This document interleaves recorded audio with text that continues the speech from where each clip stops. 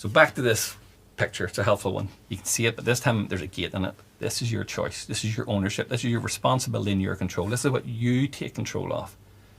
And you've got to find love. You've got to realize who the safe people are, who the good people are. When that love's outside and you know you need it inside. It can be a community of people who validate you, who build you up and work on your self-esteem and confidence. And you let that love in. And all them feelings inside there, they've been locked inside, that harden the heart and make you not trust people or push people away, or you see the bravado or you act a clown. There's lots of masks that we put on to hide so nobody can really understand us or see us. We can use our education, our academia, we can hide behind that just to keep people out as well.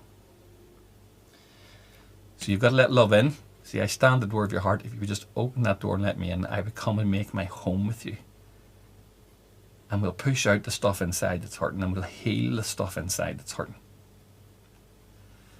That's a big move. And sometimes with that, and I know for me, sometimes in church circles when people are praying for you, you talk about inner healing.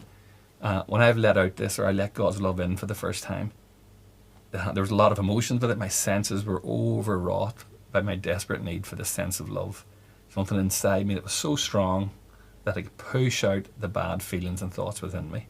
Bad habits and behaviours and things like that as well. And that love transforms you. It's incredibly good. It's incredibly good. And it can come through people, community, in your own prayer life and in church.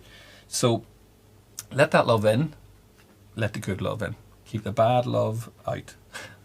Bad people, unsafe people, keep them far from you. Okay. Here's what Scripture says. In Proverbs, guard your heart, for it is the wellspring of life. That's where you get your refreshment from, and you can keep going and you're re-energized. Blessed is the man who always fears the Lord, but he who hardens his heart falls into trouble. You try and take control to such an extent you don't let the good in. And then your relationships don't work. You get into trouble, maybe addictions, maybe depression, all in psychological disorders I mentioned at the start, and I'll put them up again at the end. So God is desperate, you let him in, you let that love in. Here's how he puts it. I will give you a new heart and put a new spirit in you. I will remove from you your heart of stone. That's in Ezekiel 36. What a promise.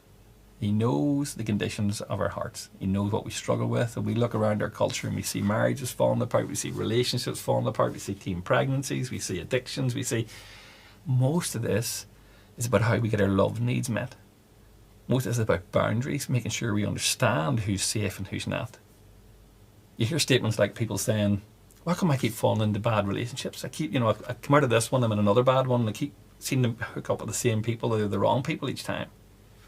These are people who don't understand boundaries. Remember, the root problem of the world is a relationship one.